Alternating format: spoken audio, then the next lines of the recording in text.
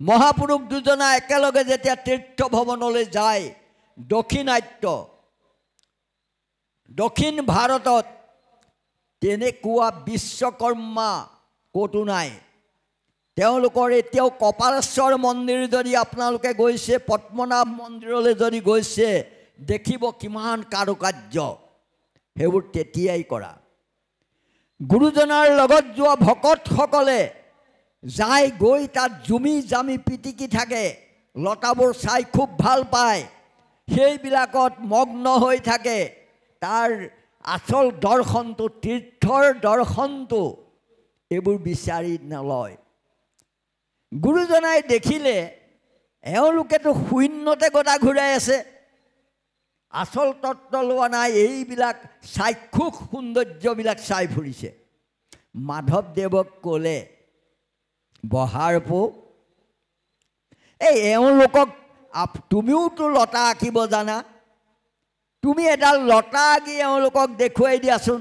এওঁলোকে তোমাৰ লতাডাল চক ভকতসকলক ক'লে তোমালোক চবে বহাৰপোৱে লতা আঁকিব এই লতা চোৱা এই লতাত ধৰা এই লতাই হৈছে নিগম লতা সুমধুৰ সুমংগল হেলায়ে শ্ৰদ্ধায়ে লয়া নৰ মাত্ৰ তৰে ভৱকূপ এই লতা ধৰা নিগম লতা বহাৰপোৱে আঁকিব তেতিয়া বহাৰপোৱে এডাল লতা আঁকিলে লতা ছন্দ যে ঘোষা আছে ইয়াত লতা ছন্দ মই আৰম্ভণিটো কৈ দিছোঁ ৰাম কৃষ্ণ ৰাম হৰি ৰাম চন্দ্ৰ ৰাম ৰাম শ্ৰী ৰাম দেৱ ৰঘুপতি হে প্ৰভু ৰঘুনাথ প্ৰণামোদ মায়া মাত তুমি মোৰ হৈবা নিজ গতি হৰি ৰাম ৰঘুকুল কমল মুৰাৰী ও হৰিয়ে ৰাম কৃষ্ণ ৰাম হৰি ৰাম চন্দ্ৰ ৰাম ৰাম শ্ৰী ৰাম দেৱ ৰঘুপতি হে প্ৰভু ৰঘুনাথ প্ৰণামোদ মায়া মাত তুমি মোৰ হৈবা নিজ গতি হৰি ৰাম ৰঘুকুল কমল মুৰাৰী কেনেকুৱা এডাল সুন্দৰ লতা এই নিগম লতাত ধৰা যাওক এই নিগম লতা খুলকি নপৰে শুকাই নাযায় ই অমৰ ই গতি সাধিব ভকতক জ্ঞান দিছিলে এইদৰে ভকতক সদে আহি আছে আহি থাকোঁতে এঠাইত দেখিলে যে মানুহবিলাকে হাবি কাটিছে খেতি কৰিব তেওঁলোকে দুবাৰ হাবি কাটিছে আৰু এওঁলোকে হাবি কটাবোৰ চাই কোনোবা ডিঙি মেলি মেলি থৰ লাগি বাটত চাই ৰৈ থাকে গুৰুজনাই মাধৱদেৱক ক'লে এই জেগাবিলাকতে হাবি অকল হোৱা নাই আমাৰ ভকতৰ অন্তৰতো হাবি হৈছে তুমি অলপ হাবি কাটাচোন তেতিয়া তেওঁ হাবি কাটিলে কি কৰিলে করুণাময় রাম করুণাময় করিও কৃপা যে নয়ুষি ইত্যাদি এই যে করুণাময় ঘোষা তার গোটেই ছন্দটো হাবি কটা গোপাল গোপাল গোপাল গোপাল গোপাল গোপালৰা এইবোৰ গোটেই হাবি কটা ছন্দ কাৰণ আমি হৃদয়ৰ হাবিডৰা কাটিব লাগিব এনেৰে মুখত গালে নহ'ব আমি কৰুণাময় ৰাম গোৱাৰ লগে লগে হৃদয়ৰ হাবি দাখনেৰে খান্দা ধৰি কাটিছোঁ বুলি ভাবিব লাগিব এইদৰে আহি আছে। আহি থাকোঁতে এঠাইত দেখিলে যে নাও খেল হৈছে। খেল বুলিলে ভকতো পাগল মানুহবোৰ, একদম খেল চাই ক'ব নোৱাৰে। ঈশ্বৰ ধ্যান ধাৰণা এৰাই গ'ল। গুৰুজনাই মাধৱদেৱক ক'লে, হেৰা বহাৰপো, তুমিও নাও বোৱাচোন। এই নাও ডুবিব, খেলুৱৈ মানুহো মৰিব। তুমি এনেকুৱা এখন নাও বোৱা যিখন নাও কেতিয়াও নুডুবে, কালত জয় হৈ থাকিব, তেনেকুৱা এখন নাও বোৱা। তেতিয়া বহাৰপোৱে এই ঘোষাত সন্নিৱিষ্ট কৰিছে। ঘোষা কৰিছে, কি ঘোষা গম পায়? নাও বোৱা। হৰি হৰি হৰি হৰি হৰি হৰি হৰি কি কাম কৰিলো আমি। হৰি সাধু সংলয়া তোমাক নভজি ভৈলো কিনো অধোগামী। হৰি হৰি হৰি হৰি হৰি হৰি হৰি কি কাম কৰিলো। আমাৰ এই মনুষ্য জীৱন ভৱসংসাৰ তৰি যাবৰ বাবে আমি নাও বাব লাগিব। হৰি হৰি ঘোষা, কি সুন্দৰ লালিত্য ঘোষা নাও বোৱা ছন্দত লিখি থৈ গৈছে। এইদৰে আহি আছে। এইবোৰ একেলগতে গুৰুজন মাধৱদেৱে বহি ঘোষা লেখা নাই। আমাৰ এই কাৰ্যকলাপৰ লগত সকলোবিলাক খাপ খুৱাই য'ত যিটো দৰকাৰ হৈছে ত'তেই তাৰা লিখিছে। সেইদৰে আহি আছে। আহি থাকোঁতে থাকোঁতে কামৰূপ পাইছেহি। ইফালে শব্দ শুনিছে, চ'তমহীয়া আহিছে দেই কামৰূপলৈ। বিহুলে মাত্ৰ 3 দিন আছে, তেনেকুৱাত কামৰূপ সোমাইছে। ইফালে ঢোলৰ গৰ্জনি শুনিলে, ঢুলিয়াই মাৰিছে। ধিনিকি ধিন ডাও ডাও ডাও তা খিৰিকি তাখি ডাও ডাও। ধিনিকি ধিন ডাও ডাও ডাও তা খিৰিকি তাখি ডাও ডাও। ভকত পাগল লগত যোৱা, তেওঁলোকৰ ঢোলৰ মাতে আকৰ্ষণ কৰিছে।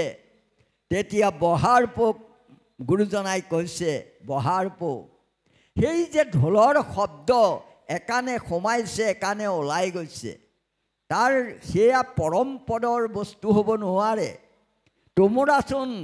তোমোৰাওতো ঢোল বাব পৰা যায়, বোৱা যাওকচোন। তেতিয়া তেওঁ বাইছে, ঢোল বাইছে। ঢোল সুৰত, ঢোলৰ বাদ্য সুৰত ঘোষা কৰিছে, মকুন্দ মাধৱ মুৰাৰী মধুৰীপু জগত জীৱন ৰাম হৰি হৰি জয়তি যদুপতি ৰাম জয় জয়। ধিনিকি ধিন ডাও ডাও ডাও তা খিৰিকি তাখি ডাও ডাও। এই ঢোলৰ সুৰত মকুন্দ মাধৱ মুৰাৰী মধুৰীপ জগত জীৱন ৰাম। ঢোলৰ মাত বদলি হৈ গ'ল। ধিনিকি ধিন ডাও ডাও ডাও ডাও তাখিৰ খিতাখি ডাও ডাও। ঘোষা ছন্দ বদলি হৈ গ'ল। পৰম পুৰুষ শিৱ সনাতন অনন্ত অচ্যুত নিত্য নিৰঞ্জন। পৰম পুৰুষ শিৱ সনাতন অনন্ত অচ্যুত নিত্য নিৰঞ্জন। এইদৰে ঢোল বাদ্য তাৰ পৰা আহি আহি মধুপুৰ পালে। ভকত লোভী ভকতে মাখি মৌ ধৰি আনিলে, তাৰ ৰস গুৰুজনাক খাবলৈ দিলে। গুৰুজনাই বোলে, এয়া বোলে মাখি মৌ ৰখ আমি ধৰি আনিছোঁ। সেই কীট পতংগবিলাকে নিজৰ কাৰণে স্ব-উপাৰ্জন কৰিছে, পৰৰ নিৰ্ভৰশীল আৰু চৰমবিহীন সম্পদ বিস্তাতিল্য তেওঁলোকে চৰম কৰিছে নিজৰ বাবে, আৰু তোমালোকে ওপৰতে ডকাইত কৰি লৈ আনিলা খাবলৈ। হ'ব, তোমালোকে খোৱা, তোমালোকৰ ইন্দ্ৰিয় দমন কৰা খাই, আজিৰ পৰা এনে কাম নকৰিবা। মোক মৌ, আমাক মৌ বহাৰ ওপৰে খুৱাব। তেতিয়া বহাৰ ওপৰে ভাগি ঘোষা কৰিছে, ৰাম কৃষ্ণ ৰাম কৃষ্ণ ৰাম হৰি হৰি ৰাম কৃষ্ণ ৰাম কৃষ্ণ ৰাম ও ৰাম তেৰ ময় অবিৰামে ৰাম ৰাম ৰাম তেৰ ময় অবিৰাম। এই যে মৌচন্দীয়া ঘোষা, এইটো মৌচন্দ। এইদৰে ঘোষাত নানা ছন্দবিলাক আছে। এই ছন্দবিলাকো নিৰূপিত হৈছে একোটা একোটা ঘটনা প্ৰবাহত। গতিকে ঘোষা শাস্ত্ৰক ঘোষি থাকিলে অন্ত হ'ব নোৱাৰে, সেয়ে হ'ল ঘোষা। ইয়াৰ পাছত এতিয়া মহাপুৰুষ জনাই দুৰ্যোধনৰ দৰে অহংকাৰী অতি বৰ্বৰ ৰজা, তেওঁ নিজেই শৰণ লোৱা এফাকি ঘোষা, এফাকি মহাভাৰতৰ প্ৰাণী ঘোষাত তেওঁ সন্নিৱিষ্ট কৰিছে। কাৰণ দুৰ্যোধন যেতিয়া দৈ পায়নত গৈ পৰিল, মই এইটোতে সামৰণি মাৰিম, আপোনালোকে আৰু কিমান শুনিব। গতিকে আপোনালোকৰ ধৈৰ্যৰ কথা আছে, খেতি পথাৰ চাগে কৰি আহিছে, সেইকাৰণে মই সামৰণি মাৰিম বুলি ভাবিছোঁ। দুৰ্যোধনে যুদ্ধত হাৰি বিকুদৰৰ কৰাঘাটে পদাঘাটে ব্ৰজাঘাটে জৰ্জৰিত হৈ দৈপায়ন হ্ৰদত সোমাই আছে, আৰু কৃষ্ণই গৈ তেওঁক তাত দেখুৱাই দিলে। আৰু বিকুদৰৰ কদৰ্থনাত দুৰ্যোধন ওলাই আহিল। ওলাই আহি দেখিলে দেখোন এই ইহঁতে মোক বিচাৰি নাপায়, মই ইয়াত সোমাই আছিলোঁ। এই কৃষ্ণইহে মোক দেখুৱাই দিলে। এনেও তেওঁ কৃষ্ণলৈ তেওঁ বৈৰীভাৱে সদায় চিন্তা কৰি থাকে। কৃষ্ণক দেখি তেওঁ জাজিল্যমান হৈ গৈ পাণ্ডৱসকলক ক'লে, শুন হেৰথ জাৰথ পাণ্ডৱ, যাক তহঁতে ত্ৰাণকৰ্তা বুলি দিনে নিশাই পখিছ শৰণ, এই কৃষ্ণয়ো এদিন জৰাসন্ধৰ ভয়ত সমুদ্ৰৰ অতল গৰ্ভত প্ৰৱেশি প্ৰাণ ৰক্ষা কৰিছিল, সেই কথা পাহৰি নাযাবি। আৰু শুন, এই কৃষ্ণই কাল যৱনৰ ভয়ত পৰ্বতৰ গুহাত প্ৰৱেশি মৎস্যকুণ্ডত শৰণ লৈ প্ৰাণ ৰক্ষা কৰিছিল এদিন। আৰু এই কৃষ্ণ মগনীয়া গোকুলৰ ঘৰে ঘৰে চুৰ কৰি খাই বিয়ালীৰ দৰে পেট প্ৰৱৰ্তন কৰি ফুৰা এটা মগনীয়া মাধৱ। কিন্তু দুৰ্যোধন নহয় মগনীয়া, দুৰ্যোধন ৰাজেশ্বৰ। কিন্তু কৃষ্ণ দ্বাৰকাৰ কপট নিত্যাত তুমি মোক কৰিলা প্ৰবঞ্চনা, সেইবাবে দুৰ্যোধন হৈ পৰিল আজি এনে অৱস্থা। তুমিতো দয়াময় অগতিৰ গতি, তুমিতো নাৰায়ণ সমস্ত প্ৰাণীত অয়ন কৰা। তুমি কি দুৰ্যোধনৰ হৃদয়ত নাছিলা? যুধিষ্ঠিৰক সুবাসনাৰে উদ্ভাসিত কৰালা আৰু মোক দুবাসনাৰে গ্ৰহিত কৰালা, এয়াওতো তোমাৰেই লীলা। তথাপিতো শেষবাৰলৈ শুনা, মই ধৰ্মক জানিছিলোঁ, কিন্তু তাৰ প্ৰতি মই আকৃষ্ট হ'ব নোৱাৰিলোঁ। আৰু অধৰ্ম কি সেয়াও মই ভালকৈ বুজি পাইছিলোঁ, কিন্তু অধৰ্মৰ পৰা মই আঁতৰ হৈ হাত সাৰি আহিব নোৱাৰিলোঁ। সেইকাৰণে কৃষ্ণ, শেষবাৰলৈ তোমাক ক'লোঁ, ধৰ্মক জানো মই, তথাপি ধৰ্ম কৰিব নোৱাৰিলোঁ, অধৰ্মৰ পৰা আঁতৰ হ'ব নোৱাৰিলোঁ। তুমি হৃদিস্থিত হৈ, তুমি মোৰ হিয়াত থাকি যি কৰাইবা কৃষ্ণ মই তাকেই কৰিম বুলি তেওঁ গদালৈ যুদ্ধ কৰি প্ৰাণ বিসৰ্জন দিলে। যুধিষ্ঠিৰতকৈ আগ হৈ গৈ স্বৰ্গত বহি আছে।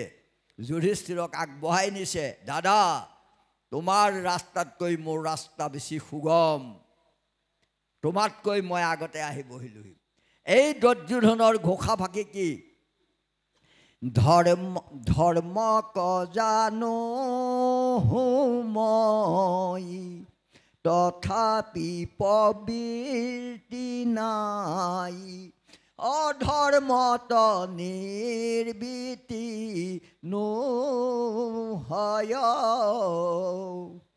হৃদিস্থিত হৈয়া স্বামী, যেন কৰাইবা স্বামী, অহিষিকে কৰিব তেনয়, অহিষিকে কৰিব তেনয়।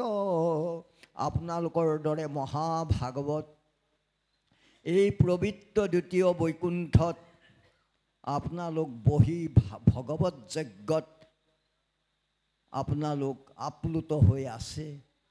ভাদ্ৰ মাহ আমাৰ পবিত্ৰ মাহ, কৃষ্ণ মাহ।